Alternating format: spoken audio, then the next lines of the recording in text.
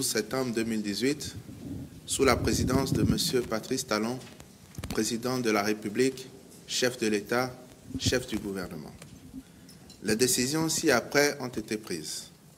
Au titre des mesures normatives, création, attribution et composition du comité chargé de la coopération muséale et patrimoniale entre le Bénin et la France.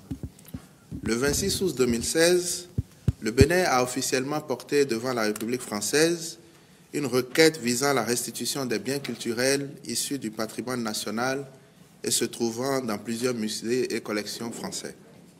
Ces biens sont pour notre pays d'une valeur historique, spirituelle et culturelle inestimable et participent de son identité. À la suite de cette démarche, des pourparlers ont eu lieu au haut niveau entre les autorités des deux pays. En vue de conduire le processus, le présent comité a été mis sur pied et est composé de personnalités de grande réputation dans le domaine. Ce comité a pour mission de définir avec la partie française le cadre de partenariat et les modalités de circulation et de restitution temporaire ou définitive des œuvres culturelles du Bénin en France, de convenir des modalités de réalisation d'un inventaire exhaustif des œuvres et des biens culturels concernés.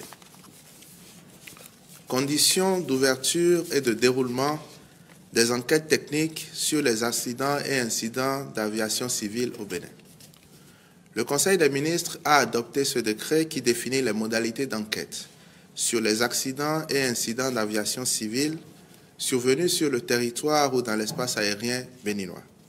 Cette compétence s'exerce également en dehors du territoire ou de l'espace aérien national lorsqu'un accident ou un incident survenu sur le territoire ou dans l'espace aérien d'un autre État implique un aéronef immatriculé en République du Bénin ou exploité par une entreprise ayant son siège ou son principal établissement sur le territoire béninois et si cet État n'ouvre pas d'enquête technique et quand un accident ou un incident survenu en dehors de tout territoire ou espace aérien national implique un aéronef immatriculé en République du Bénin ou un aéronef dont l'état d'immatriculation n'ouvre pas d'enquête technique si cet aéronef est exploité par une entreprise ayant son siège ou son principal établissement sur le territoire de la République du Bénin.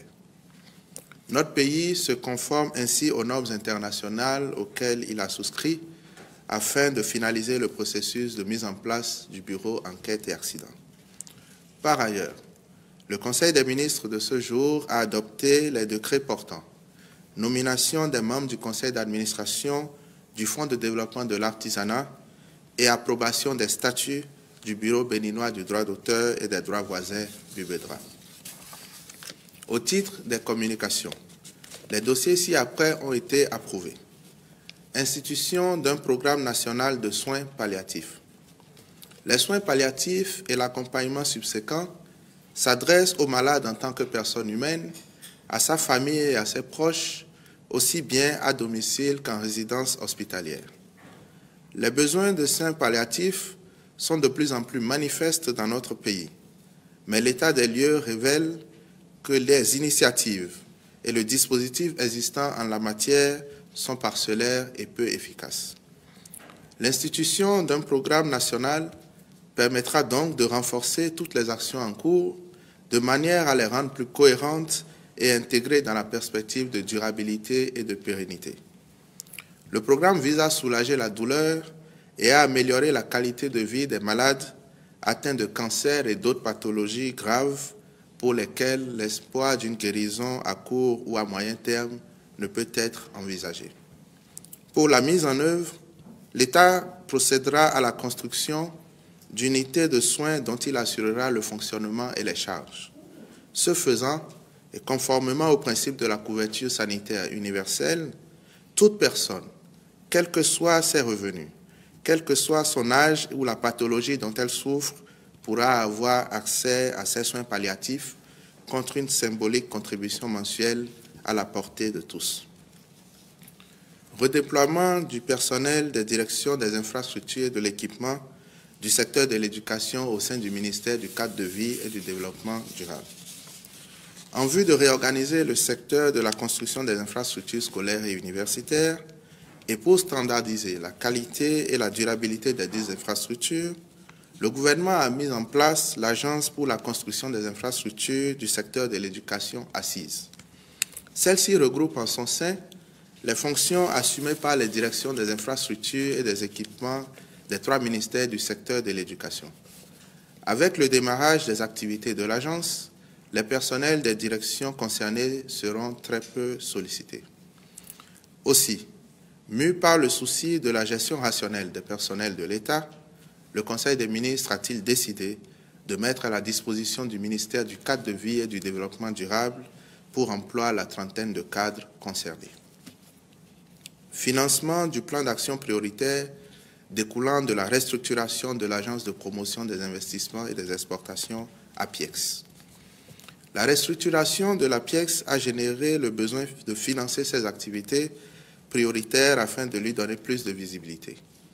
Il s'agit de la mise en œuvre d'un plan d'assainissement du personnel existant et le recrutement du personnel technique indispensable pour faire face aux nouvelles fonctions de l'agence, le renforcement du système d'information et de gestion des opérations, l'aménagement du nouvel immeuble devant abriter son siège, le recours à diverses consultances dans le cadre de la gestion des opérations, la mise en œuvre du plan d'action 2018 de l'indice Doing Business validé par le comité interministériel de promotion des investissements et l'étude et le démarrage des travaux de viabilisation de la zone économique spéciale de Sémé.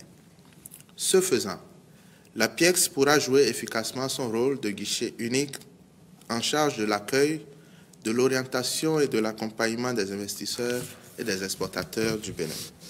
C'est pourquoi le Conseil des ministres a autorisé la mise à disposition des ressources nécessaires à cette fin.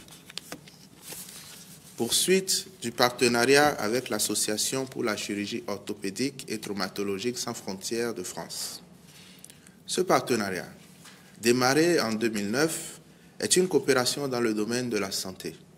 Il consiste en un appui aux soins dispensés dans les formations sanitaires de nos départements et concerne le développement, outre la traumatologie, de certaines spécialités peu ou pas développées au Bénin, à savoir l'arthroscopie, la microchirurgie et la chirurgie des nerfs périphériques, la chirurgie plastique, la chirurgie du handicap, la chirurgie prothétique, le développement des techniques d'anesthésie moderne, etc. L'envoi des jeunes chirurgiens béninois en France, la venue d'experts français au Bénin, l'acquisition de moyens pour l'application des techniques chirurgicales hautement spécialisées. Les autres activités entrant dans le cadre du partenariat sont financées par le budget national.